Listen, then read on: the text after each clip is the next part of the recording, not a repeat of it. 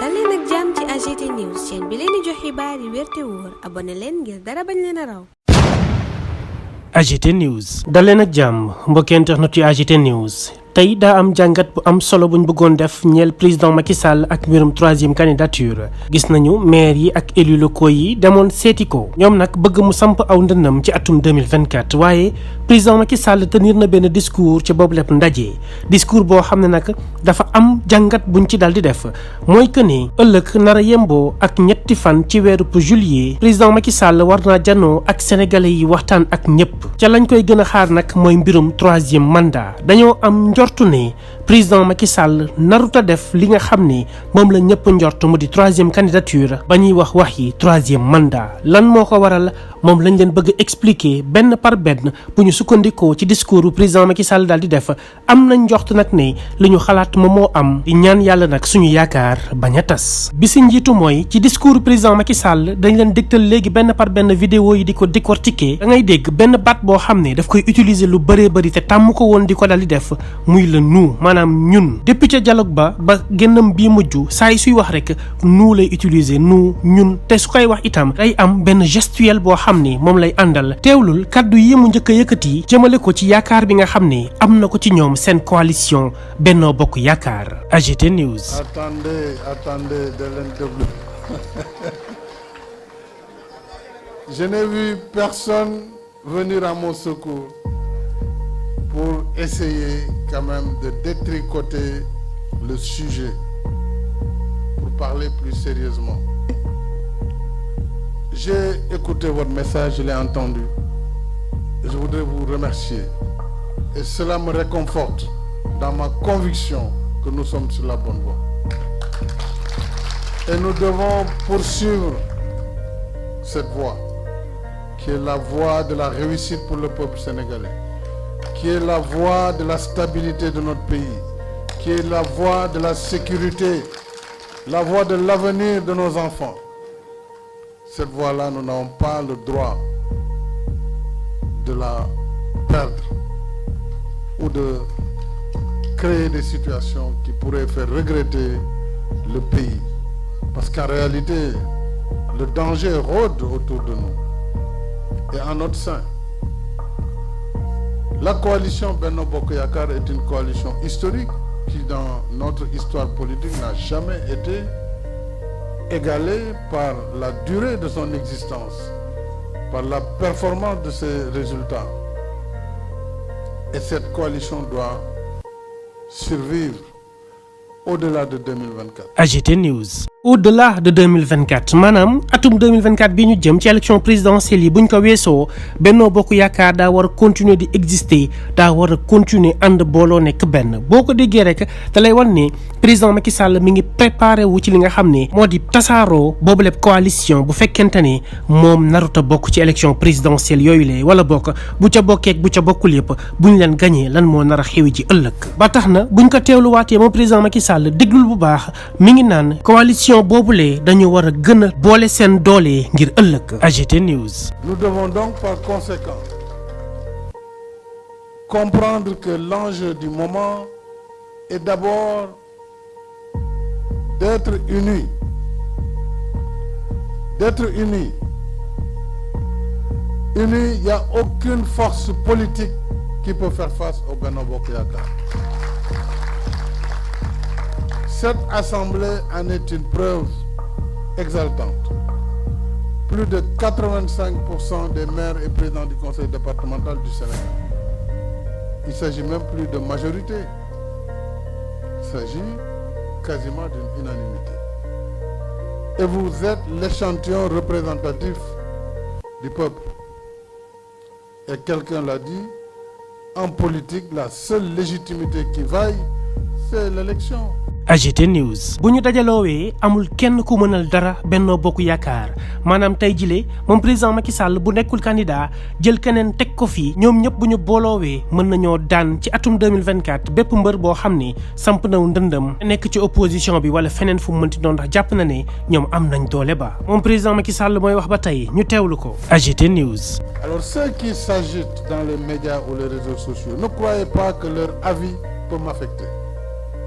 Il ne faut pas le croire.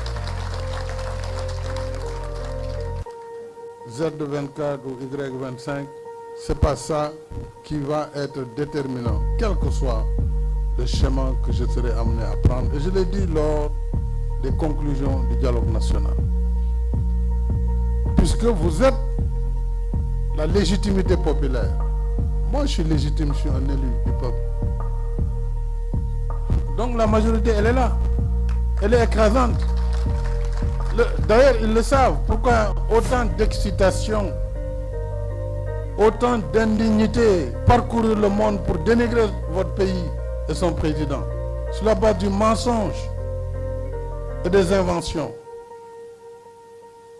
Simplement parce que vous pensez en le faisant, vous allez pousser le président à prendre une direction ou une autre. C'est peine perdue.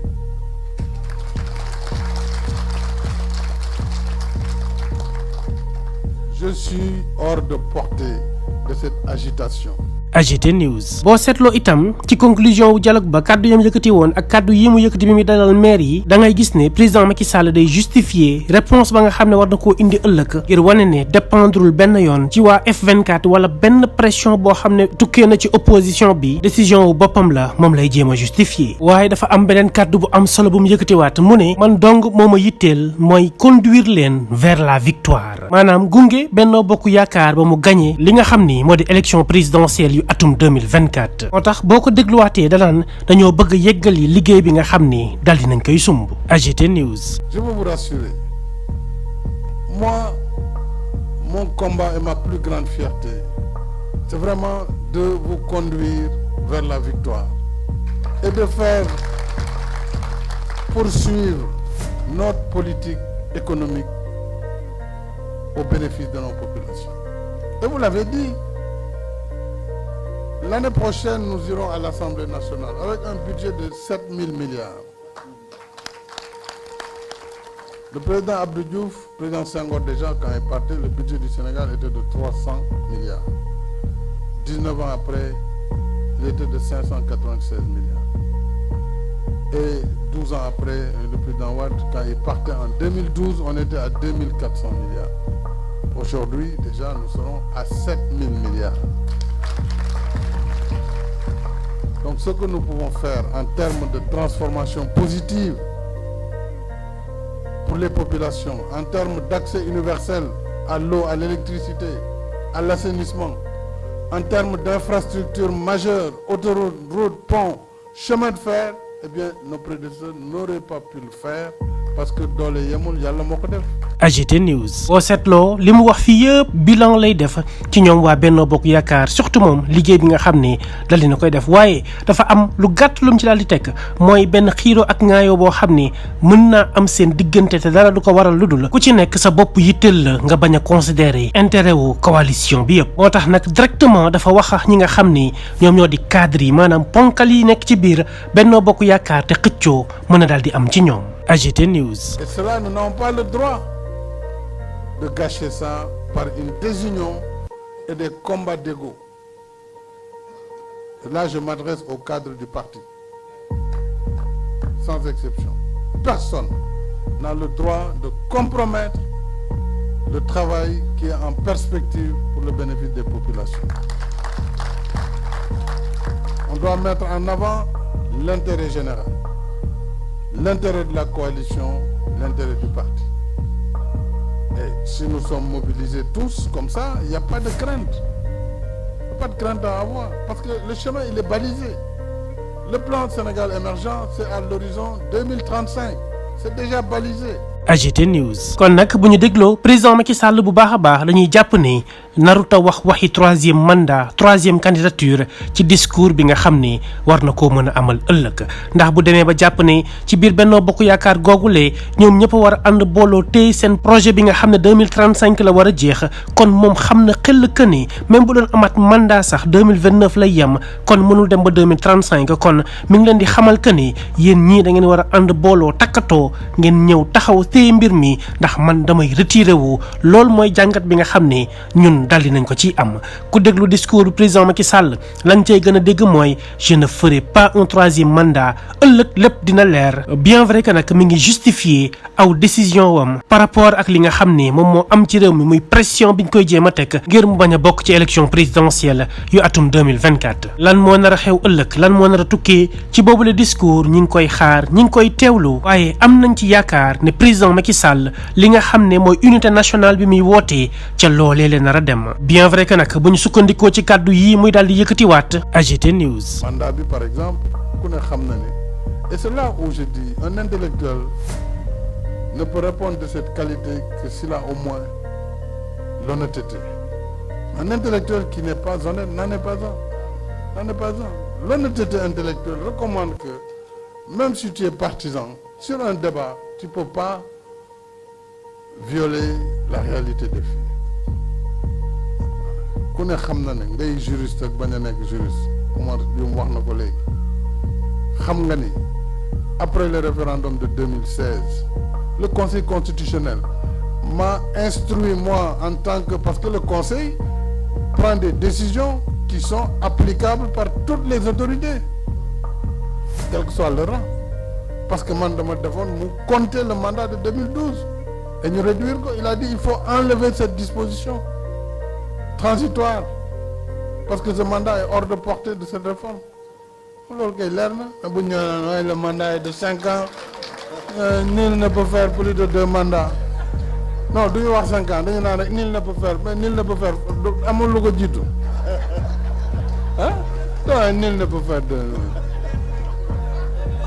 xam nga ñoom bu ma leen toppoon kon déclaré naa bu yàgg sama candidature su ma leen toppoon ñoom du ma leen topp parce que ñoom taxuñu may liggéey. AGT News day wane ne moom jàpp na ne mën naa def 3e candidature mën naa def 3e mandat ndax constitution révision bañ ca defoon ca atum 2016 moo ko daal di may waaye est-ce que moom jàppul ne mën naa jël lépp tegee ko de côté bàyyi coalition wam ñu daal di yeggali liggéey bi nga xam ne sumb na ko ndax coalition bi yëpp a doon liggéey nekkul moom képp moo yoroon lépp di ko doxal kon même bu retiré woo day bokk ba tey ci biir Benno Bokk Yaakaar war naa mën a am keneen ci ñoom koo xam ne mooy nekk njiitu réew mi ñu wëyal seen liggéey ba horizon 2035 lii mooy yaakaar ak njort bi nga xam ne am nañ ko ci le président Macky Sall yàlla bu yaakaar tas ku ci nekk nag am nga sa lecture ci li nga xam ne moom mooy xew ci réew mi ku nekk itam am nga gis-gis ak dégg-dégg boo xam ne mën nga koo amee ci discours bu président Macky Sall waaye de leen xam nañ ko bu dee ëllëg président Macky Sall daa déclaré aw candidature am ne day bokk ci atum 2024 dina nekk déception bu rëy pour ñun waaye itam pour ñu bëree bëri ci réewum Sénégal ndax kenn xaaru ko ci mbirum 3e candidature 3e mandat moo tax li ñuy tëjee mooy yàlla bu yaakaar tas AGT News